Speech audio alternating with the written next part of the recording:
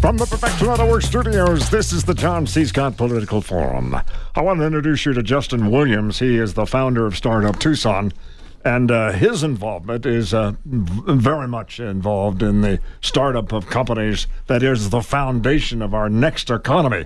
He's also a part of the founding of Capital Gravity Arizona, matching investor money with startups. Why does Arizona, Justin, if I may, lag behind, and Tucson lag behind when it comes to these startup companies? Why is that? Why is money flowing to other startups around the country and not here?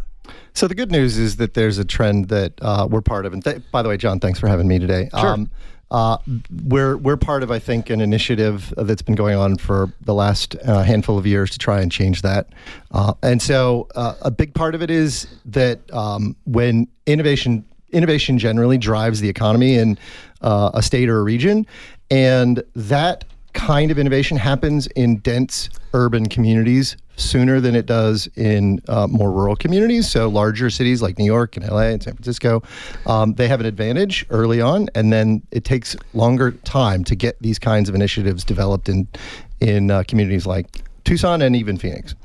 There is no future without startups, is there, for an economic future? Yeah, I've got a shocking statistic that when I first saw it, it took me a while to unpack and believe it. But 100% of net new jobs created in the U.S. in the last 30 years come from high-growth startups, not from large companies and not from small businesses that we think of as lifestyle companies. Your creation of Capital Gravity allows the matching of money to the startup, of which if there is no match, there is no startup. Right. Yeah, the challenge that Arizona faces, along with most of the country, in truth, is that you need capital, large and outside investment to grow the kinds of growth companies that generate these jobs. And 75% of that money goes to San Francisco, Boston, and New York. And the rest of the country has to divide up the remaining 25%. And so that makes it difficult for good ideas and talented entrepreneurs in our state to find the capital to move their projects forward. And so I've been spending the last 10 years or so trying to help those founders move their projects forward.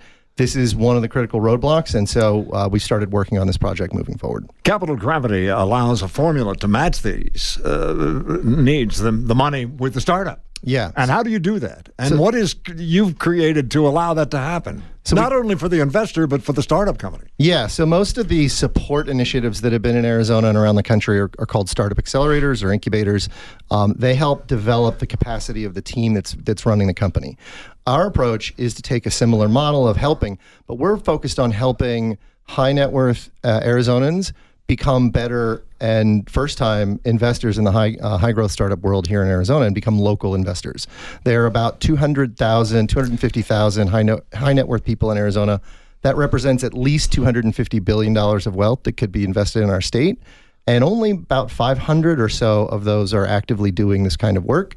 So 99.8% of the people in Arizona that could be part of the startup ecosystem investing are not doing it. And so our program is to help them learn how to get engaged. So what amount are we talking about?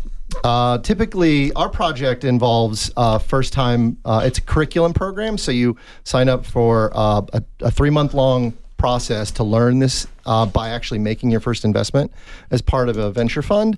And then as you move through the program, you actually, as a collective group, make a decision on which of the 50 or so companies in front of us as a fund will get the funding. At the end of the program, with 40 investors in each cohort, that's about $200,000 to be invested in one early stage company. Where are you in that process now?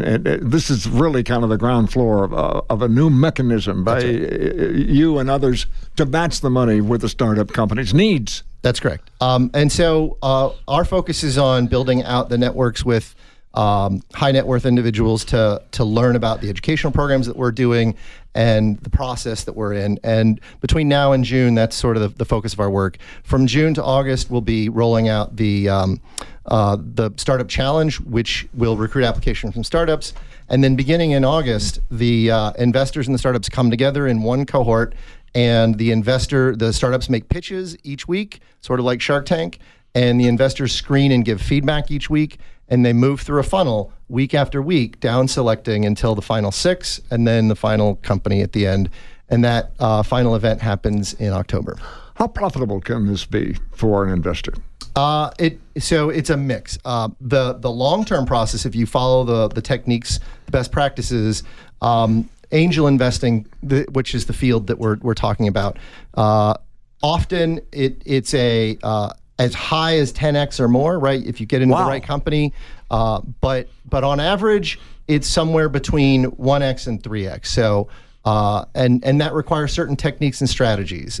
But the thing to consider is that early stage, high net worth angel investing is high risk. It is some of the highest risk, right? That 9 out of 10 companies don't return the kinds of returns that I'm talking about at these very early stages. So you've got to make a portfolio of investments. You don't just make one and hope it wins. And you make a suite of them, and then a couple of them become winners. Is there a role of government in this at all? Any regulations of the investment and for the investor as well as the startup? Any guidelines at all? Yeah. So the SEC mandates a certain kind of standing so that you can be an accredited investor. You have to have an individual wealth of $1 million or more, not including the value of your home. Or a household income of over $400,000, or an individual income of over $200,000. How many in Arizona would qualify under that kind of criteria? We have 265,000 households with $1 million of wealth or more. No, wait, say that again. 265,000 millionaires in this country, in Arizona. In Arizona, and only 500, about 500 to maybe 700 are doing this kind of work, and so the capacity to build out local funding for local companies to grow locally and become job creating engines that you see coming out of Silicon Valley or other parts of our country, huge upside. Tell me one more time, how does this Capital Gravity work? So we recruit high net worth individuals to become part of an educational cohort. Of the 265,000? Correct. Yeah, okay. 40 of them. Each cohort's 40 people. They collectively create a venture fund. It's called a seed stage early venture fund, and they manage the fund themselves like an investment club. And they then move through a selection process where we bring in a funnel of applications from Arizona's top startups, and then they screen all of the applicants. Say there are 50 applications. They then collectively screen them.